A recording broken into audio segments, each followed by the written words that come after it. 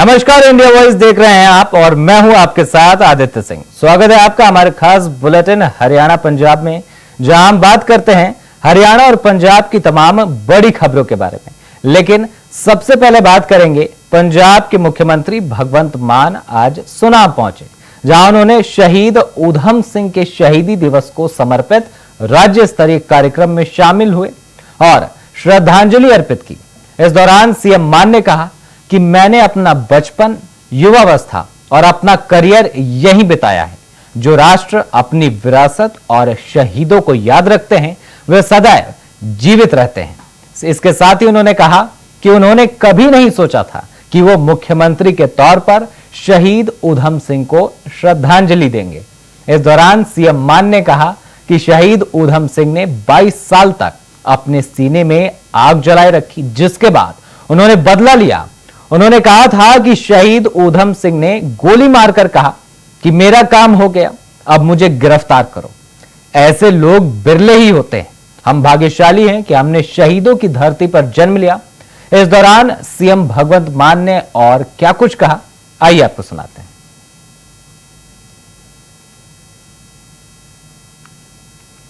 उन्होंने आत्मा को सुकून देगा कि हैगे ने हजे जिन्होंने सानू याद रखा हुआ, साडे दिन मनाउंदे ने, सानू याद करते ने। तुहाडा इत्थे आउणा कोई पोलीटिकल रैली नहीं हैगी। तुहाडा इत्थे आउणा अज ऊधम सिंह होरां दी, भगत सिंह होरां दी, करतार सिंह सराभे होरां दी आत्मा को सुकून देना है। तुहाडा इत्थे आउणा हर धर्म के बंदे मैं देख रहा,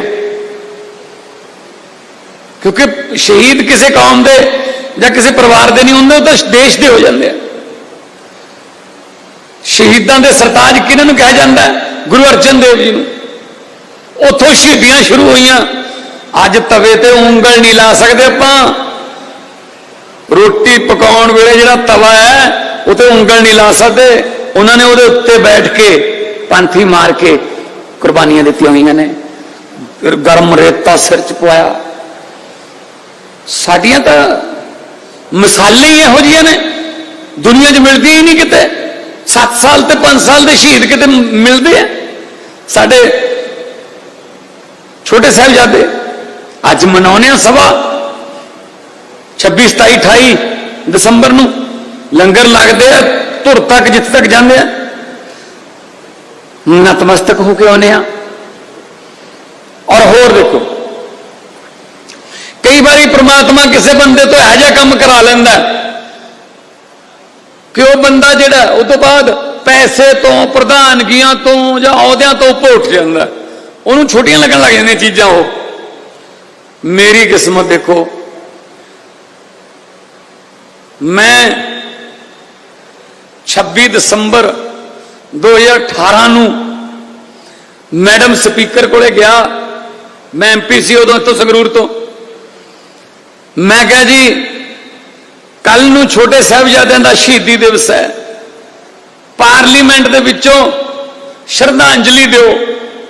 कहते पहले तो कभी दी नहीं है। मैंने कहा जी यही तो दुख की बात है, पहले क्यों नहीं किसी ने ये ट्राई किया या अर्जी दी? कहते हाँ दिन वो तो कुर्बानी तो बहुत बड़ी है। कहते मुझे लिख के दो क्या बोलना है। और एक जो TDP है, जो अभी चंद्रबाबू नायडू की पार्टी, एक पिछले 5 दिनों तो पार्लीमेंट नहीं चलन दे रहे सी भी आंध्र प्रदेश में विशेष पैकेज दो, तब पार्लीमेंट चलती ही नहीं सी। कहती TDP वाले पार्लीमेंट नहीं चलने दे रहे, श्रद्धांजलि कैसे होगी? मैं क्या मैडम TDP वालों की जिम्मेवारी मैं लेना, मैं उन्होंने कह दूंगा तुसी श्रद्धांजलि दो बस। कहते मुझे लिख के दो। मैं लिख के दिता मैडम स्पीकर नूं। 1705 ईस्वी दे विच सूबा सरहंद ने नीहां दे विच चिणवाते। जिस वेले नीहां दे विच चिण रहे सी, यूट्यूब ते तुसीं पा के देखियो, मैडम स्पीकर बोल रही है। जिस वेले नीहां च चिण रहे सी, ये मैं दस्सिया उन्होंने मैडम नूं, तां वड्डे साहिबजादियां दी अखां चों अथरू आ गए। तां छोटे साहिबजादे कहंदे भाई साहब मौत तो डर गए। बड़े साहिबजादे जोरावर सिंह जी कहते नहीं फतेह, मौत तो नहीं डरता मैं, मेरी अखा च अथरू इस करके ने मैं तेरे बारे सोचदा, तू दुनिया च आया मेरे तो बाद सी, जाएगा मेरे तो पहला, क्योंकि छोटे सी कद च, गल तक गर्दन तक जिहड़ी दीवार है वो पहला पहुंच जानी सी। आ कुर्बानियां। और टीडीपी वालों ने मनाया अगले दिन सवेरे 10 बजे आके कि अज गुरु गोबिंद सिंह जी के साहिबजादे दा शहीदी दिवस है, तुसी रौला ना पाओ, श्रद्धांजलि हो लैन दो, उस तो बाद मैं थोड़ा साथ दूंगा। होर बोलो। मेरी गल मानते सी, कहते ठीक है। उन्होंने लीडर ने कहता कि जितनी देर श्रद्धांजलि चलेगी उतनी देर हम कुछ नहीं करेंगे, उसके बाद देखेंगे। 27 दिसंबर 2018 ਨੂੰ ਭਾਰਤ ਦੀ ਪਾਰਲੀਮੈਂਟ ਦੇ ਵਿੱਚ ਇਤਿਹਾਸ 'ਚ ਪਹਿਲੀ ਵਾਰ ਹੋਇਆ ਕਿ ਛੋਟੇ ਸਾਹਿਬਜ਼ਾਦਿਆਂ ਨੂੰ ਸ਼ਰਧਾਂਜਲੀ ਦਿੱਤੀ ਗਈ ਹੈ ਤੇ ਨਾਲ ਰਿਕਾਰਡ ਤੇ ਗਈ ਹੈ, ਰਿਕਾਰਡ ਤੇ। ਮੈਂ ਕਿਹਾ ਜੀ ਰਿਕਾਰਡ ਤੇ ਕਰੋ ਇਹਨੂੰ। ਰਿਕਾਰਡ ਦਾ ਮਤਲਬ ਪਤਾ ਕੀ ਹੁੰਦਾ? ਰਿਕਾਰਡ ਦਾ ਮਤਲਬ ਇਹ ਹੈ ਕਿ ਅੱਜ ਤੋਂ 500 ਸਾਲ ਬਾਅਦ ਵੀ ਆਪਾਂ ਤਾਂ ਹੋਵਾਂਗੇ, ਆਪਣੀਆਂ ਅਗਲੀਆਂ ਪੀੜ੍ਹੀਆਂ ਵੀ ਨਹੀਂ ਹੋਣਗੀਆਂ, ਪਰ ਜਦੋਂ ਪਾਰਲੀਮੈਂਟ ਚੱਲੂਗੀ ਹਰੇਕ 27 ਦਸੰਬਰ ਨੂੰ सवेरे 11 बजे जो पार्लीमेंट शुरू होगी पहला छोटे साहिबजादियों को श्रद्धांजलि दी जाएगी, क्योंकि रिकॉर्ड पे चली गई। तो आप पंजाब के सीएम भगवंत मान को सुन रहे थे। उन्होंने अपने संबोधन में खुद को भाग्यशाली बताया और यह भी कहा कि उन्होंने कभी सोचा नहीं था कि वो सीएम के तौर पर शहीद ऊधम सिंह को श्रद्धांजलि देंगे। अब आगे बढ़ेंगे और बात करेंगे।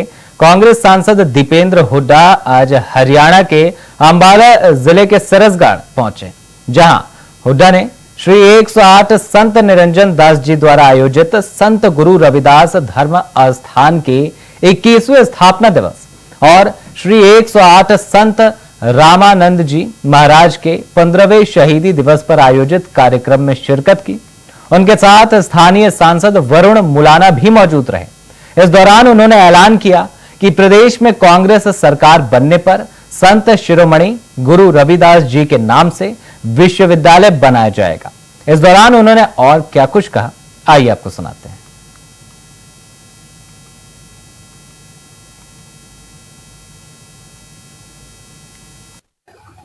सतगुरु स्वामी निरंजन दास महाराज जी की पावन सरपरस्ती में और संत मनदीप दास जी महाराज के अनथक देखरेख में श्री गुरु रविदास धर्म स्थान सिरसगढ़ द्वारा जाति या पार्टी से ऊपर उठकर सर्व समाज के लिए बहुत से कल्याण कार्य किए जा रहे हैं, जिससे हमारा सामाजिक भाईचारा मजबूत हो रहा है। और इसके साथ ही रविदास समाज के महान संतों के महापुरुषों की विचारधाराओं को जन जन तक पहुंचाने का काम किया जा रहा है। इसके लिए मैं बहुत बहुत नमन करता हूं सभी जो इस कार्य में अपना योगदान दे रहे हैं। विशेष तौर से संत मनदीप दास जी महाराज को मैं अपनी ओर से नमन करता हूं। ये जो अच्छा कार्य किया जा रहा है, ये हमारे समाज के लिए, सर्व समाज के लिए एक प्रेरणा का विषय है। और इसमें मैं समझता हूं कोई अतिशयोक्ति नहीं है कि आज 600 साल के बाद भी अगर हम आज उस अमर वाणी को याद कर रहे हैं, उस अमर वाणी के प्रकाश को याद कर रहे हैं और हमारी नौजवान पीढ़ी हर बात से ऊपर उठ के संकल्पित हो रही है उस अमर वाणी के प्रकाश को अपने समाज में लेके जाने के लिए, तो वो जो वाणी थी शिरोमणि संत गुरु रविदास जी की वाणी, उसमें जो सत्य होगा वो ऐसा सत्य होगा कि 600 साल के बाद भी विश्व के कोने कोने में आप उसकी गूंज सुनाई दे रही है। और उन्होंने एक ऐसा सत्य सबके बीच में रखा था, बहुत सी ऐसी बातें रखी थी जो सर्वविदित हैं, लेकिन मनुष्य उसको देखकर भी अनदेखा कर देता है। जो उन्होंने कहा उस समय 600 वर्ष पहले, जाति जाति में जाति है, जाति जाति में जाति है, जो केतन के पात रैदास मनुष्य ना जुड़ सके जब तक जाति ना जात। जाति जाति में जाति है। जो केतन के पात, जैसे केले का पेड़, केले के पेड़ को क्योंकि एक के बाद एक परतें उतर जाती हैं, इसीलिए केले का पेड़ की जो तना है उसको हम खोखला करार करते हैं, क्योंकि जब तक आपस में बरगद के पेड़ की तरह आपस में एक नहीं होंगे तब तक वो तना मजबूत नहीं हो सकता। ये तब बात उन्होंने कही कि जब तक जाति ना जात, और ये सर्वाधिक सत्य है, भगवान की वाणी है। आज हम जाते हैं किसी अस्पताल में और किसी को अगर ब्लड की जरूरत पड़ती है तो वो कौन सी धर्म जाति का ब्लड है ये नहीं देखा जाता। तो यानी कि भगवान ने मनुष्य मनुष्य में फर्क नहीं किया, तो ये कौन लोग हैं जो मनुष्य मनुष्य में फर्क करते हैं। तो आज मैं समझता हूं कि इस अवसर पे हम सब संकल्प उनके वाणी के प्रकाश को अपने जीवन में, जीवन के माध्यम से आगे बढ़ाने के लिए और समाज में आगे लेके जाने के लिए हम सब संकल्प कर रहे हैं। इस अवसर पे हमारी कांग्रेस पार्टी की महासचिव आदरणीय बहन प्रियंका गांधी जी ने भी अपना हाथ से लिखकर एक संदेश आज सिरसगढ़ में उन्होंने भेजा है। जैसा कि आप जानते हैं कि बनारस भी गुरु रविदास जी की जयंती के उपलक्ष्य में हर वर्ष प्रियंका जी और राहुल जी में से एक और कई कुछ वर्ष तो दोनों वहां पर जाते हैं। तो उन्होंने भी, मैं समझता हूं कि आज लिख के एक संदेश भेजा है जो मैं आपके बीच में पढ़कर मैं रखता हूं। श्री 108 संत निरंजन दास जी, श्री मनदीप दास जी, सादर प्रणाम। तो फिलहाल बुलेटिन में वक्त हो चला है एक छोटे से ब्रेक का, तो जल्द लौटते हैं ब्रेक के बाद। तो ब्रेक के बाद एक बार फिर स्वागत है आप सभी का। आगे बढ़ेंगे और बात करेंगे कि हरियाणा में 2006 के बाद नियमित होने वाले अस्थायी कर्मचारी भी अब पुरानी पेंशन के हकदार होंगे। सरकार को नियमित होने से पहले की सेवाएं को जो भी पेंशन के लिए योग्य सेवा में जोड़ना होगा। आपको बता दें कि पंजाब हरियाणा हाई कोर्ट की खंडपीठ ने यह फैसला सिंगल बेंच के आदेश को चुनौती देने वाली हरियाणा सरकार की अपील को खारिज कर दिया। सिंगल बेंच ने कर्मचारियों के हक में फैसला सुनाते हुए कर्मचारियों को पुरानी पेंशन के लिए पात्र माना था। तो हाईकोर्ट के फैसले से हरियाणा के 5000 से अधिक रिटायर्ड कर्मियों को फायदा होगा। हरियाणा सरकार दैनिक कर्मचारियों की नियुक्ति की नीति में संशोधन पर विचार करे, ऐसा भी कहा गया।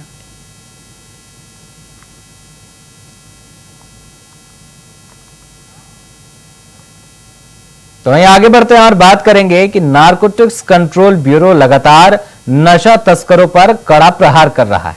एनसीबी की टीम आए दिन प्रदेश में नशे की बड़ी खेप के साथ आरोपियों को गिरफ्तार कर सलाखों के पीछे भेजने का काम कर रही है।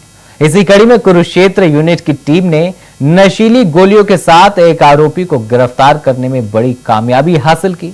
हरियाणा स्टेट एनसीबी यूनिट उप पुलिस अधीक्षक राजकुमार कौशिक ने बताया कि कुबेर कॉलोनी का रहने वाला मेडिकल स्टोर संचालक महिपाल राणा, जो कि नशीली गोलियां लेकर अपने घर से जा रहा था, ऐसी खबर मिली थी, जिसके बाद टीम ने मौके पर जाकर नाकेबंदी कर स्टोर संचालक को रोककर उसकी और स्कूटर की तलाशी ली, जहां स्कूटर से 3 अलग अलग पॉलिथीन मिले, जिनमें लगभग 3000 से ज्यादा नशीली गोलियां बरामद हुई।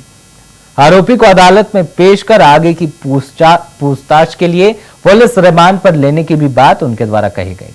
वहीं डीएसपी ने लोगों से अपील करते हुए कहा कि अगर आपको कहीं भी नशे से जुड़ी चीजें बिकती हुई दिखती हैं तो बेफिक्र होकर एनसीबी के टोल फ्री नंबर 9050891508 पर सूचित करें। नारकोटिक्स की कमर्शियल क्वांटिटी को पकड़ने में एक भारी कामयाबी प्राप्त की है। जैसा कि मालूम है कि हमारे हरियाणा नारकोटिक कंट्रोल ब्यूरो के जो चीफ हैं ओपी सिंह साहब आईपीएस एडीजीपी, उनके मार्गदर्शन में और नितिका गहलोत एसपी एक मुहिम हमने छेड़ी हुई है, नशा मुक्त हरियाणा नशा मुक्त भारत। पिछले एक महीने से हम इसमें 5 सफलताएं अर्जित कर चुके हैं, लेकिन इसमें कमर्शियल क्वांटिटी के 2 मामलों में हमें सफलता मिली, जिनमें से कल 30 तारीख को जब सुबह हमारी टीम झांसा रोड पे कुरुक्षेत्र में इस क्राइम को डिटेक्ट करने के लिए गश्त पे थी, तो हमें इंफॉर्मेशन मिली कि महिपाल राणा, जो कि मेडिकल स्टोर चलाता है, वो अपने घर से नारकोटिक्स की बड़ी खत लेके आने वाला है। इस इंफॉर्मेशन के ऊपर जो है अपने साथियों के साथ एएसआई संजय सिंह ने नाकाबंदी की और जो भी एनडीपीएस एक्ट के तहत हमारी जो मैंडेटरी प्रोविजंस हैं, नोटिस भेजा गया गजेटेड ऑफिसर को। और जब ये महिपाल सन ऑफ बाबूराम, जो कि कुबेर कॉलोनी में मकान नंबर 6 में रहता है। तो वहीं हरियाणा के मुख्यमंत्री नायब सिंह सैनी ने अपने पहले से तय प्रोग्राम के मुताबिक सिरसा के गुरुद्वारा चिल्ला साहिब पहुंचकर अपना माथा टेका। गुरुद्वारा चिल्ला साहिब सिख संगत की ओर से इस कार्यक्रम का आयोजन किया गया था, जहां सीएम सैनी का पगड़ी और सिरोपा पहनाकर स्वागत किया गया। इस दौरान सीएम सैनी ने कहा कि सिख संगत ने जो पगड़ी और सिरोपा पहनाकर मेरा अभिनंदन किया, इसके लिए उनका हृदय से आभार।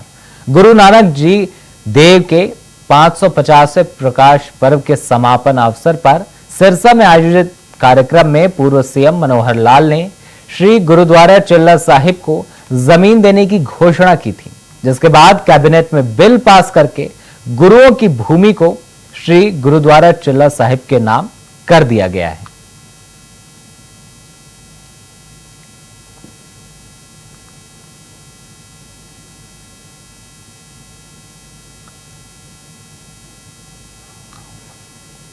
तो जैसे जैसे सावन की सोमवार नजदीक आ रही है, वैसे वैसे सड़कों पर और भी ज्यादा कांवड़ियों की भीड़ बढ़ती जा रही है। हजारों कांवड़िए हरिद्वार से गंगा जल लेकर कांवड़ कंधे पर उठाकर महादेव के जयकारे लगाते हुए अपने गंतव्य की तरफ जा रहे हैं। कांवड़ियों के लिए जगह जगह कांवड़ शिविर भी लगाए गए हैं, जिसमें तमाम सुविधाएं उपलब्ध कराई गई हैं। तो वहीं कांवड़िए भी प्रशासन के द्वारा किए गए इंतजाम से काफी खुश हैं और कांवड़ शिविर की भी तारीफ करते नजर आ रहे हैं। वहीं अंबाला कैंट में पिछले काफी सालों से कांवड़ शिविर लगा रहे एक व्यक्ति ने बताया कि उन्होंने कांवड़ियों के लिए हर प्रकार की व्यवस्था कर रखी है, साथ ही रहने की भी व्यवस्था की गई है और अगर किसी कांवड़ियों को दवा की जरूरत पड़ती है तो वो भी मौके पर उपलब्ध है। देव जी, अभी बोला मेरा नाम है जी, बनूड़ मोहाली जिले का रहने वाला जी। बनूड़ के पास पिंड है मेरा, मोटे माजरा। दूसरी कावड़ है जी मेरी। खुली व्यवस्था मिल रही है जी, शिविर मिल रहे हैं, ट्रैफिक पुलिस रोक रही जी, ट्रैफिक नू कोई दिक्कत परेशानी नहीं हुई। पिछली बार तो ज़्यादा गर्मी है जी, पर शिविर वाले ने किसी दिक्कत नहीं आने दी। पानी मिल रहा, खाना मिल रहा, चाह मिल रही, नहाने की पूरी व्यवस्था जी। हर जगह रोक रोक के फ्रूट दे जा रहे हैं जी। वर्त वाले वास्ते लहरी व्यवस्था, खाना पीना बढ़िया चल रहा है जी। बोला बुलांदा रहा, मानते रहेंगे जी। जेड़ी जेड़ी सीटियाँ बढ़ते जा रहे, लोग साथ देते जा रहे, पूरा किसी बात की कोई दिक्कत नहीं आ रही जी।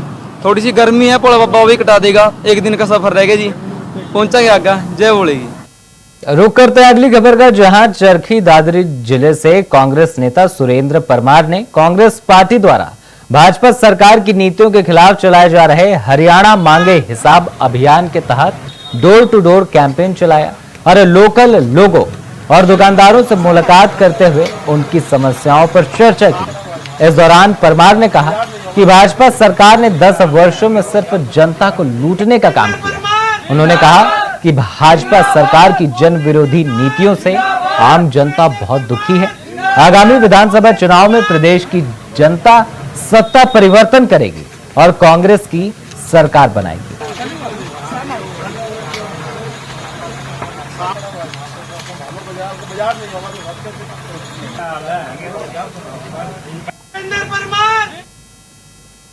तो वहीं बात करेंगे पेरिस ओलंपिक में आर्चरी के मुकाबले में तीरंदाज खिलाड़ी भजन कौर ने इतिहास रचते हुए इंडोनेशिया व पोलैंड को हराकर क्वार्टर फाइनल में एंट्री कर ली है। इस जीत से तीरंदाज खिलाड़ी भजन कौर के घर के साथ ही पूरे देश में खुशी का माहौल है। रिश्तेदारों व शुभचिंतकों का बधाई देने के लिए भजन कौर के घर पर तांता लग गया है। मैच के दौरान पूरे परिवार ने साथ मिलकर मैच देखा और जब भजन कौर निशाना लगाती तो पूरे परिवार की खुशियां देखते ही बनी। मैच से पहले पूरे परिवार ने जीत को लेकर गुरु महाराज के सामने अरदास की और जीत को लेकर मन्नत मांगी। पहले मुकाबले में जैसे ही खिलाड़ी भजन कौर ने इंडोनेशिया के खिलाड़ी पर अपनी जीत दर्ज की तो पूरा परिवार खुशी में झूम उठा और सभी ने दिल खोलकर तालियां भी बजाई। भजन कौर के भाई हरविंदर सिंह ने कहा कि भजन कौर पेरिस ओलंपिक से भारत के लिए मेडल जरूर लेकर आएगी, ये मेरा विश्वास है।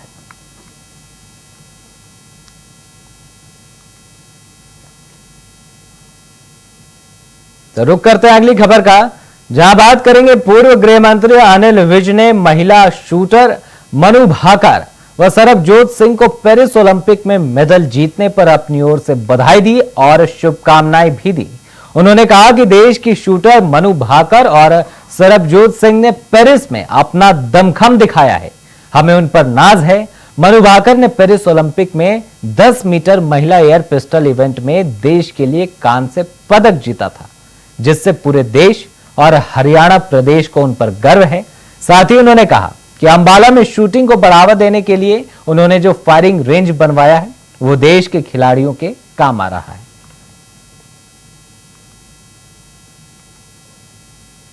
मनु भाकर जो झज्जर की रहने वाली है और अंबाला के सरबजोत सिंह ने आज 10 मीटर पिस्टल राइफल में ब्रॉन्ज मेडल जीता है। ये देश के लिए भी गर्व की बात है, हरियाणा के लिए भी गर्व की बात है और मेरे जिले से सरबजोत ने मेडल जीता है, अंबाला के लिए भी बहुत गर्व की बात है। नहीं, अंबाला में जो फायरिंग रेंज बना के दी तो पहले तो ये वहीं पर प्रैक्टिस करते थे और भी कई मेडल इन्होंने जीते। अक्सर मेरे से मिलते रहते हैं और पेरिस जाने से पहले भी वो मेरे से मिल के सेलिब्रेशन है। सारे अंबाला में हर आदमी उछल रहा है क्योंकि ओलंपिक में मेडल लाना, ये जो हम इंफ्रास्ट्रक्चर बनाकर देते हैं इसका मकसद यही होता है क्योंकि खिलाड़ी इंफ्रास्ट्रक्चर की वजह से ही रह जाते हैं। इंफ्रास्ट्रक्चर हमने बना के दिया है अंतर्राष्ट्रीय स्तर का अंबाला में, तो हम यही हमारी चाहत है कि अंबाला के लोग भी मेडल्स लेकर दें। तो आगे बढ़ेंगे और बात करेंगे कि सिविल सर्जन ऑफिस के बाहर पिछले काफी दिनों से धरने पर बैठे एनएचएम कर्मचारियों के जिला प्रधान रेणु कंबोज और अंकित ने संयुक्त रूप से कहा कि 2018 में वित्त मंत्रालय द्वारा कमेटी बनाकर उनकी सैलरी उनके पद के अनुसार बढ़ाने का फैसला लिया गया था और आज वित्त मंत्रालय द्वारा एनएचएम कर्मचारियों को दिहाड़ी मजदूरी करने वाले मजदूर के बराबर रखा गया है और उनकी सैलरी में किसी प्रकार की कोई बढ़ोतरी नहीं की गई है। उन्होंने कहा कि लोग अब 7वें वेतन आयोग की मांग कर रहे हैं, जबकि सरकार उन्हें 6ठे वेतन आयोग से भी वंचित रखना चाहती है। रेणु कंबोज ने कहा कि एनएचएम कर्मचारी स्वास्थ्य विभाग की वो कड़ी है जिसके अंतर्गत टीकाकरण, जच्चा बच्चा और एम्बुलेंस सुविधा जैसे अनेक कार्य आते हैं और उन्होंने कोरोना काल में भी अपनी जान की परवाह किए बगैर ये सभी काम किए थे और सिर्फ उनकी एक ही मांग है कि एनएचएम कर्मचारियों को परमानेंट किया जाए, जबकि सरकार उनकी मांगों को अनदेखी कर रही है। उन्होंने कहा कि एनएचएम कर्मचारियों ने अब फैसला लिया है कि जब तक सरकार उनकी मांगे नहीं मानती है वो इसी तरह हड़ताल पर रहेंगे। इसके साथ ही उन्होंने कहा कि वे सरकार को चेतावनी देना चाहते हैं कि या तो सरकार उनकी मांगे पूरी करे, अन्यथा आंदोलन और भी तेज किया जा सकता है।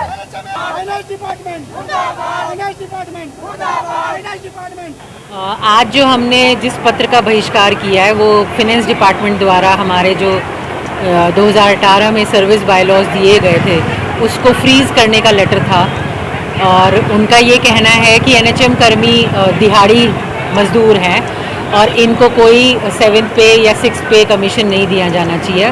तो उसी पत्र का हम बहिष्कार करते हुए सरकार को एक मैसेज देना चाहते हैं कि आप जो हमारे ऊपर तानाशाही रवैया अपना रहे हो वो गलत है। जब हमें सर्विस बाय लॉज दिए गए थे वो एक प्रॉपर तरीके से दिए गए थे, कमेटी के बना के उसमें अप्रूवल दी गई थी और तब भी फाइनेंस डिपार्टमेंट इन्वॉल्व था।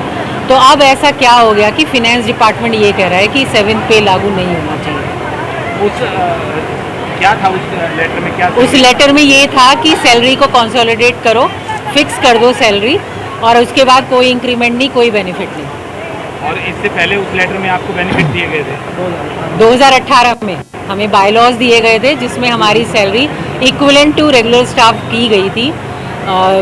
जैसे कि एक एंट्री लेवल पे है और फिर 10 साल बाद HRA लागू हुआ, DA हम लोगों को मिल रहा था, महंगाई भत्ता जैसे जैसे रेगुलर एम्प्लॉय का बढ़ता है वैसे वैसे हमारे भी पत्र जारी हो रहे थे और हमें भी मिल रहा था। और अब वही सरकार दे के, भाजपा सरकार ने ही हमें ये बेनिफिट्स दिए थे और भाजपा सरकार ही उसकी घोषणा कर रही है वापस लेने की।